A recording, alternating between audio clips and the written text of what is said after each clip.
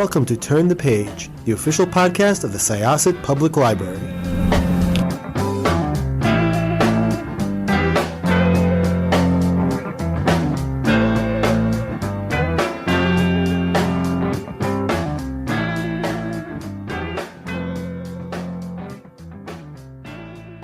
Welcome to Turn the Page podcast, and I'm here today with, please introduce yourself.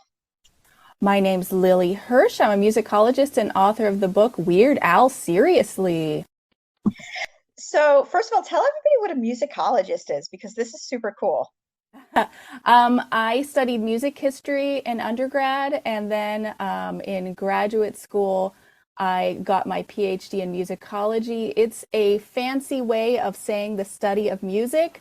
And for me, that's music theory, but mostly music history. So why Weird Al? I love him. He's like one of my favorite people ever. I've seen him in concert numerous times. I'm so happy he's still performing. But as a musicologist, where did this book come from? Well, it does seem like kind of a departure. And once I did this book on Weird Al, I looked at my CV and it looks a little crazy now because I started off my research focusing on Jewish music during the Holocaust. It was a pretty obviously very serious, heavy topic. And then I looked at music and crime prevention and music's connection to racism. And again, a very serious topic. But I did realize I was focusing on categories, musical categories that needed someone to come and explode them. So when I was working on Jewish music, I was concerned about these kind of fixed ideas that if a Jewish person writes music, it will be a certain thing. It will be this defined category of music, Jewish music. But people like music are more dynamic than any sort of fixed labels. And music and crime prevention, it was something similar. I was looking at these very lofty ideas that music elevates people, that it makes a person more moral listening to the right sort of music. And I knew from work on music during the Holocaust that music could also be used in really negative ways. So I looked at a lot of different examples in crime prevention of music being used in a negative way. And, you know, that's part of music's power. It can be so many different things. And then somehow I decided that I wanted to take on the category of funny music. Funny music is something that's dismissed as somehow inconsequential or somehow not as intelligent as so-called serious music. And I just knew that could not possibly be right. So that was my starting premise. And then I thought, okay, I'm going to focus on a specific funny musician. And Weird Al, of course, was the first person that came to mind. I was so involved in classical music that I wasn't really aware of popular trends or very specifically Weird Al's music growing up. But I still reached out and I was able to get this interview with Weird Al himself. And so a book contract came very quickly after that, or right at the same time.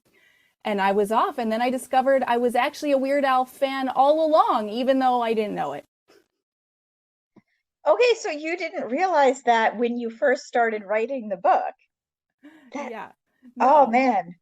Yeah, I had to do a full deep dive. I was listening to everything I could get my hands on. I was watching video clips of interviews he'd done in the past, reading anything I could. It was just a full Weird Al immersion. And the more I dug, the more interesting topics that were involved in the music, the more seriousness I saw in the music. And also, I didn't expect to find this really wonderful community around Weird Al and this powerful message in some of his music about being an individual, being your own person. And all of this was so uplifting, especially when the book was finished. And all of a sudden, I found myself doing podcast interviews and promoting this book during the pandemic. And I found that I needed to talk about Weird Al. So not only was there this seriousness in the music and in the musicianship, but it also had serious psychological benefits, at least for me. So first of all, talk about the structure of the book and sort of how you decided to do a deep dive into just his career and also just different messages in his songs. Yeah, that was fun. I knew I wasn't doing a full biography. There is biography in there, and I did ask some about his life, but this wasn't a memoir or a biography on my part or with his cooperation. I wanted to focus on the music. My whole goal was to shine a light on how powerful and how impactful and the musicianship behind funny music. So I approached it by category. As I was listening to his music, I saw certain topics that would return. And I thought it would be fun to do chapters around those different topics. So, I've got kind of self-deprecation in there. I've got a chapter about politics, even though that was an interesting one because Weird Al does not want to get political. But there are these different kind of political themes in some of his music. So that was a really fun one. But it was also kind of funny because I'm asking him about the politics and he's keeping it light. So yeah, I noticed that, and there's I vaguely remember him performing though at one point with Garfunkel and Oates. I love Garfunkel and Oates. Yeah, so and now I'm looking this up, because he does kind of like he does not get political, but I feel like he skates around it sometimes, like you were saying. And Definitely does. yeah, he performed a song with Garfunkel and Oates called Save the Rich, which is, I think, Yes. about as outwardly political as I've ever really seen Al get. Yes.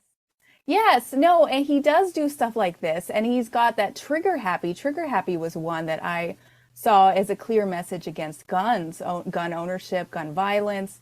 But he gets away with it somehow, and I think part of it is parody and satire. People can miss the point. There's a vagueness to it, so some people can just kind of overlook this aspect of his art. It's not like Randy Rainbow, where these are parodies that are so specific. Oh, 100% on the nose. Yes. Yes.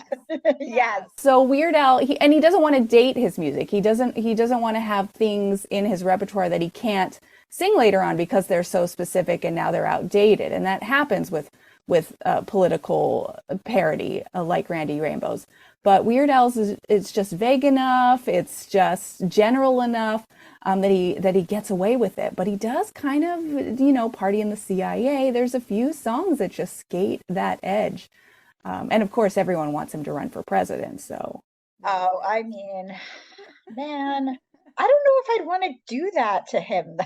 I know. I mean, he's just like he just kind of gets better with age, and to see how that could age him. True, that's true. Barack Obama, when he started, and he had this fresh hair, and then it just became grayer and grayer.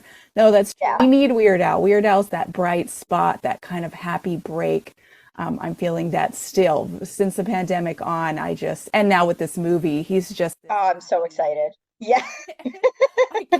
I can't wait. I am so happy this movie exists. It's just a joy. And I haven't even seen it. I was about to ask, did you get like a preview of it? Were you like, excuse me, wrote a book? Let me see a preview of this. There's a wonderful fan community around Weird Al, and I know there were a few of them that went up to Toronto for the premiere of this movie at the film festival, and they had an amazing time. And I am so jealous that I wasn't there. They sent me some pictures, and I'm getting these little tidbits.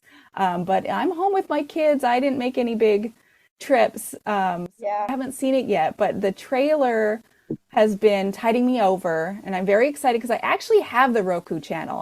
When I heard it was going to be premiering on the Roku channel, I was like, what is that? And I have it. So I feel like the stars have aligned for me, and I'm very excited. But the trailer has been quite the gift. Just looking that over, I was just laughing so hard. And then it's been other people that have been pointing out little cameos and little tidbits in that I missed. I don't know if you saw. Weird Al's wife is in that little trailer, which I missed upon first viewing. And believe it or not, I missed Weird Al. Weird Al is in that trailer, and I missed it. So that's been tiding me over. So talk about because he does a lot of different things. But he also does these polkas, which are like these compact studies of almost like certain things all mixed together, like he'll the Angry White Boy polka, Mhm. which if any songs kind of needed to be polka-ized. Exactly. Exactly. And that, yeah, you were asking about the approach to the book, and that polka made it into the chapter about gender. And that was funny. Of all the topics I looked at, I had kind of an idea just as I was starting to listen to his music of what the topics would be.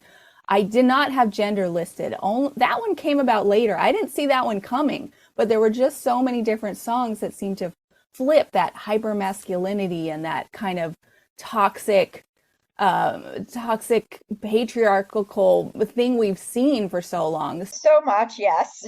Yes, and those became my favorite songs. Like Trash Day, flipping that kind of gross Nelly song, Hot in Here. I loved that. The Rico Suave parody. There were just so many songs that needed to be punctured the way he did. And that was one question I asked him about his approach and why he was taking on toxic masculinity. And I was so happy for him to say, that's a new question because he's been in the business for so long. He gets asked the same questions over and over, and he has these wonderful answers just ready to go. But that was one that he hadn't been asked, and I didn't see coming. I didn't see myself doing that chapter, but that was one of my favorite chapters, the way he took on those different songs all together in that polka and then flipped them in this way. And it's a commentary on so many things, not only toxic masculinity, but also the whole idea of genre, the way he's blending these different pieces with polka. It's wonderful what he does with parody. And anyone who dismisses parody does not understand parody. I was, I'm first of all, that's awesome. And just the fact that you got to talk to him was like the coolest thing ever. I feel like in a way, Weird Al is like, like one of those people who's always been non-toxic masculinity and making it work since day one for him. Yeah. Just everything about just his approach to life, and the fact that he's like owned the fact that he's an accordion player. Yeah, I agree. And I have looked at gender issues around women, and my next book's going to deal with toxic labels that affect women in music. Which I would very much like to get you on the calendar to talk about as well, because I did see that was an upcoming book of yours. I'm excited. That was a very different project. When working on the Weird Al book, even though it was touching on some big issues, I was having so much fun. I was so happy the whole time I was working on that project. Working on this book about toxic labels affecting women, I was so angry just for a full year. So that was a very different project. But I know about gender issues affecting women. They're just everywhere. And when I had my daughter, I was worried for her about what the world was going to be like. I also have a son. When I had my son, I assumed the world was just kinder to men. It was just easier for men.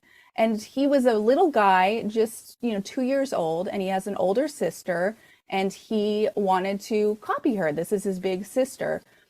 So there was a brief period where he would want to wear a tutu around town where I live, just wanting to be like his big sister.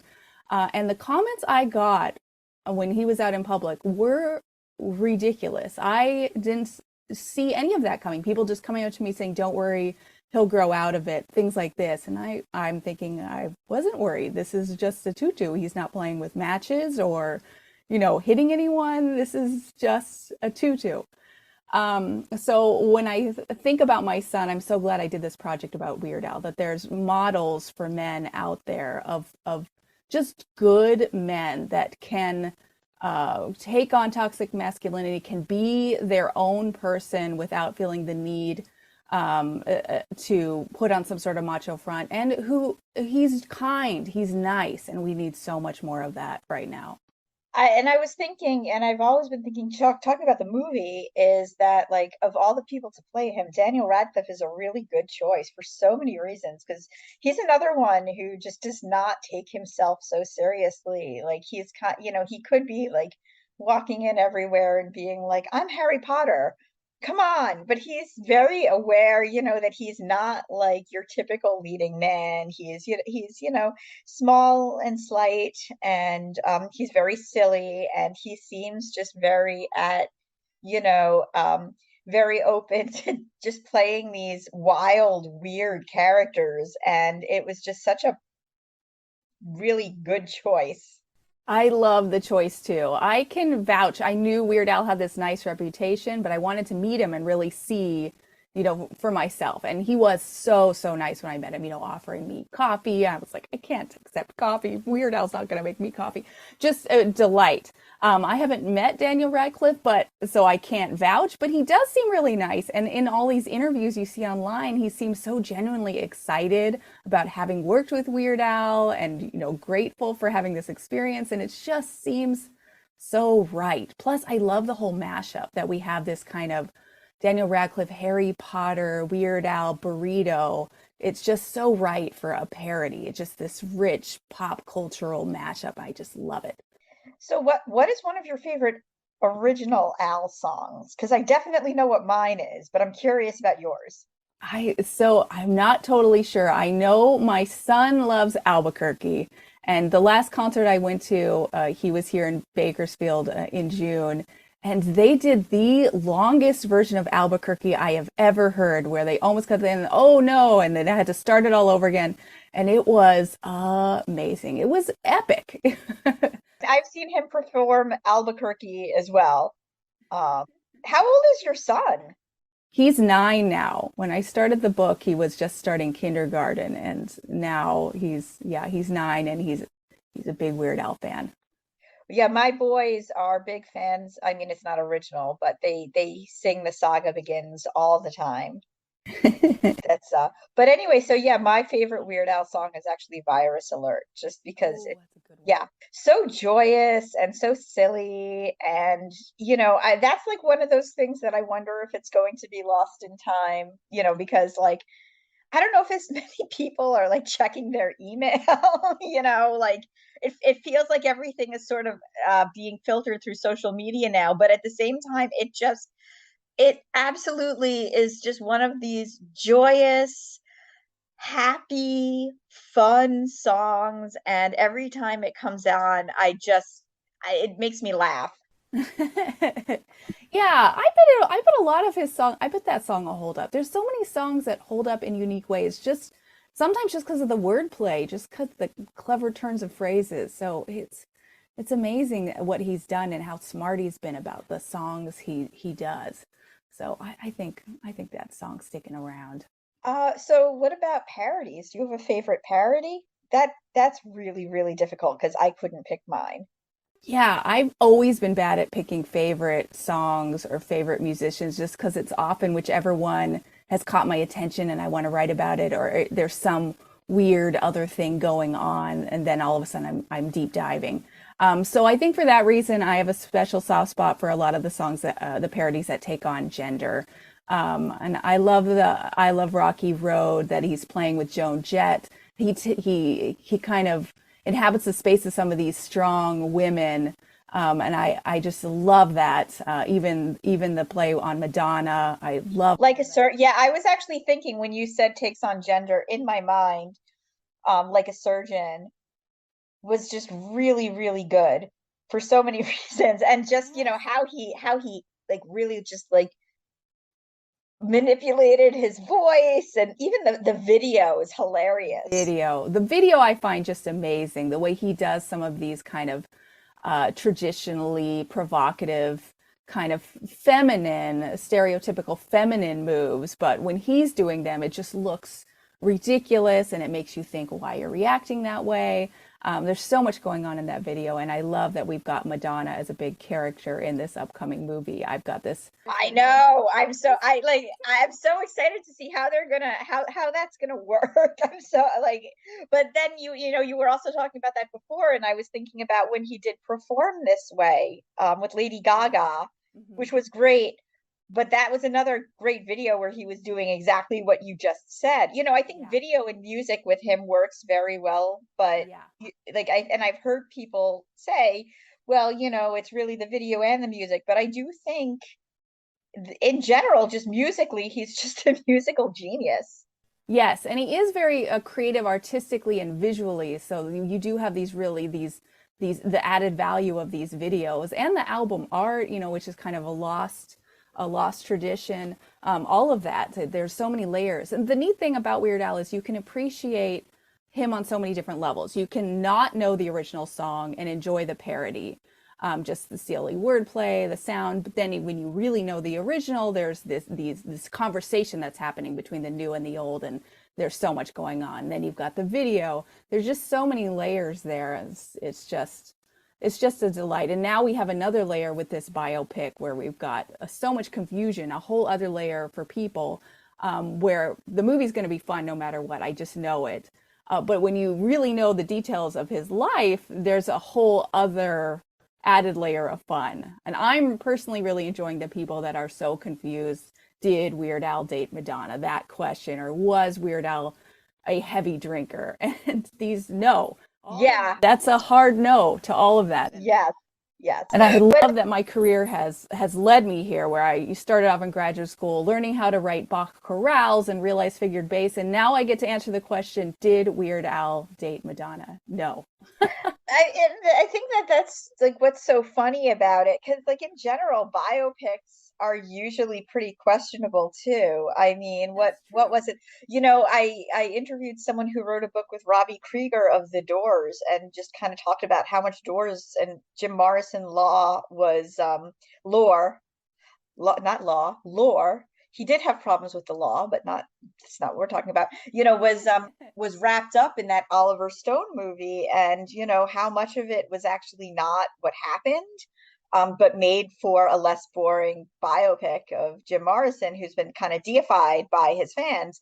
But like Weird Al is just such, I mean, like again, he's like, other than having nice long curly hair, he's about as far from Jim Morrison as possible. But he did a great Morrison impression when he did that Craigslist song. But Absolutely. No, yeah, that's the fun. biopics in general are kind of like untraditional not untraditional. I'm really having a day here. Unreliable. Unreliable narrations. Yes. Yes. No, I agree. That's the fun of this. So not only is he playing with his own life, and so you've got this fun clash there, but he's also taking on all of these cliches and taking on the biopic in general. And that's the fun of parody. It can be, this homage and this criticism and all of these things all together. So some of the cliches, some of the musical cliches out there are so frustrating. This kind of tortured genius that's going to have this sort of dark period. And Weird Al's taking on those cliches, like his musical genius. He's playing with all of those kind of pretensions around music. And you're right, the unreliable narration in the biopic, and that's something he's dealt with too. I think it was the VH1 that did a thing about him early in Yup. his career, where they really play up his dating history, like poor Weird Al, really laying it on thick. So yeah, that's something he's seen firsthand, that kind of unreliableness. So it's fun. I didn't bring that up at first, how yes, he's taking on the whole genre, and that's just great. So was there something you learned while writing this book that really surprised you, other than the take on gender? Like, was there something you learned about him, something just like a little nugget that you want to drop, to like for breadcrumbs to kind of lead you to find something in the book? Let's see. I think the surprising thing to me, there were quite a few. I was surprised by my own personal reaction, how much I was enjoying living in that space, especially during the pandemic. So it was this real firsthand experience of what I had been writing. I'd theoretically been writing about the psychological benefits of humor, but to really feel that personally, that was something surprising.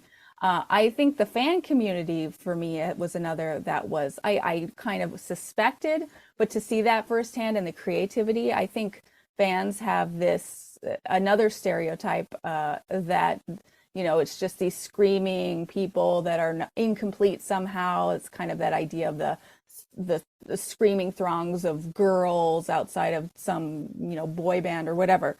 Not always the most positive picture of fans. And the Weird Al fans that I came in contact with were wonderful. And I'm sure there's some terrible ones that I just haven't met yet. But so many of them are so creative and constructive in their interactions with Weird Al's music. It's not something that's passive. It's really inspiring and exciting, and it was so fun to hook up with some of that community and be a part of it, and for it to be such an open place. So that was fun.